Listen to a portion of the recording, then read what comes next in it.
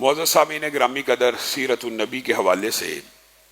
آپ کے سامنے چند گزارشات کو رکھ رہے ہیں۔ نبی کریم صلی اللہ علیہ وسلم کی پیدائش سے قبل کے واقعات سے لے کر نبی کریم صلی اللہ علیہ وسلم کی مکی زندگی کو آپ کے سامنے رکھا، مدنی زندگی کے اہم واقعات کو آپ کے سامنے رکھوا، غزوہ بدر کے حوالے سے چند گزارشات کو آپ کے سامنے رکھ رہے ہیں کہ نبی کریم صلی اللہ علیہ وسلم نے گزشتہ خطبے کے آخر میں آپ کو بتلایا۔ اس بچے سے پوچھا تھا کہ کتنے لوگ ہیں، اس نے کہا 9 اونٹ کرتے ہیں یا 10 اونٹ کرتے ہیں، تو نبی کریم صلی اللہ علیہ وسلم نے کہا تھا یا وہ 900 ہیں یا وہ 1000 ہیں۔ نبی کریم صلی اللہ علیہ وسلم نے پوچھا ان میں کون کون شامل ہے، تو بچے نے کہا عتبہ بھی ہے، شیبہ بھی ہے، ربیعہ بھی ہے، امیہ بن خلف بھی ہے، ابو جہل بھی ہے۔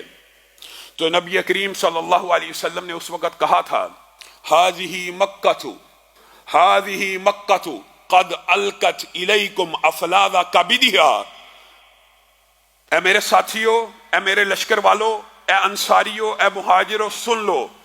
یہ مکہ نے اپنے جگر گوشوں کو تمہارے سامنے ڈال دیا تاکہ تم چن چن کے ان کا شکار کر سکو۔ نبی کریم صلی اللہ علیہ وسلم نے یہ جو الفاظ کہے، یہ ظاہر ہے ان کے بڑے بڑے سرداروں کے جب نام سنے تو کہا مکہ کے یہ جگر گوشے ہیں جن کو تمہارے سامنے آج پیش کر دیا گیا ہے۔ یہ نبی کریم صلی اللہ علیہ وسلم نے بدر سے پہلے جو رات گزاری اس کے احوال یہ آپ کے سامنے ہم قدر تفصیل سے رکھ رہے ہیں۔ غزوہ بدر کے حوالے سے تیسری چوتھا آج جمعہ ہے، لیکن یہ چونکہ اسلامی تاریخ کی ایک فیصلہ کن جنگ ہے، اسلامی تاریخ کا ایک فیصلہ کن مارک ہے، اور یہ بات نہیں ہے کہ یہ سیرت کے باب میں آپ کے سامنے اگر رکھ رہے ہیں تو اللہ رب العزت نے بھی اس جنگ کے احوال کو قرآن پاک میں بالتفصیل بیان کیا، حتیٰ کہ اللہ رب العزت نے لشکروں کے مقامات کا بھی تذکرہ کیا۔ اذ انتم بالعدوۃ الدنیا وهم بالعدوۃ القصوى والركب اسفل منكم ولو تواعدتم لاختلفتم في الميعاد ولكن ليقضي الله امرا كان مفعولا ليهلك من هلك عن بينة ويحيى من حي عن بينة۔ اللہ رب العزت نے کس طرح تفصیل سے بیان کیا، اذ انتم بالعدوۃ الدنیا، جب تم اس طرف تھے جس طرف مدینہ قریب تھا، اور وہ وہم بالعدوۃ القصویٰ، اور وہ اس طرف سے جہاں سے مدینہ دور تھا، یعنی وہ مکہ کی طرف سے آئے تھے اور تم مدینہ کی طرف سے آئے تھے، والرکب اسفل منکم، اور وہ جس قافلے کے تعاقب میں نکلے تھے وہ تو نیچے سے فرار ہو چکا تھا، تم سے 3 میل دور ہے۔ اللہ تعالیٰ بھی اس مارکے کی جزیات کو بیان کر رہا ہے۔ جب اللہ رب العزت کسی چیز کی جزیات کو بیان کرتا ہے تو محدثین کا، مفسرین کا اس بات کے اوپر اتفاق ہوتا ہے کہ اس کی اہمیت کی پیش نظر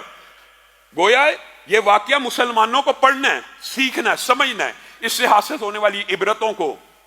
اس سے حاصل ہونے والے اسباق کو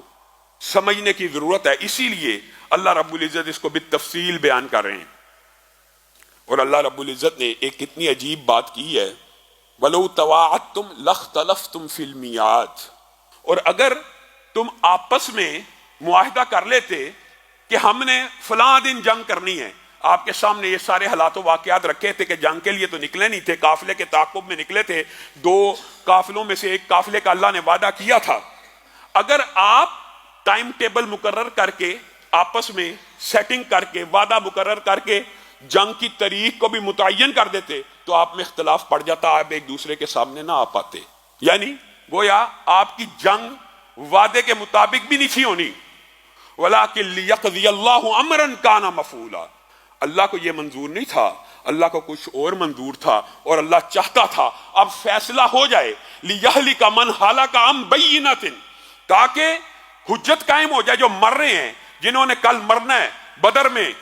ان کے اوپر حجت قائم ہو جائے، حجت قائم ہونے کے بعد تلوار نکالی جائے، ان کو پتہ لگ جائے یہ حق و باطل کا مارک ہے، وَيَحْيَى مَنْ حَيَّ عَن بَيِّنَةٍ، اور جو کوئی زندہ رہے تم میں دلیل کے ساتھ، برہان کے ساتھ، اس دین کے ساتھ، اس روشن کتاب کے ساتھ۔ یعنی اللہ رب العزت نے ان کی ہلاکت کا اندیہ تو اسی آیت میں بھی دے دیا تھا، لِيَهْلِكَ مَنْ هَلَكَ عَن بَيِّنَةٍ، کل کے دن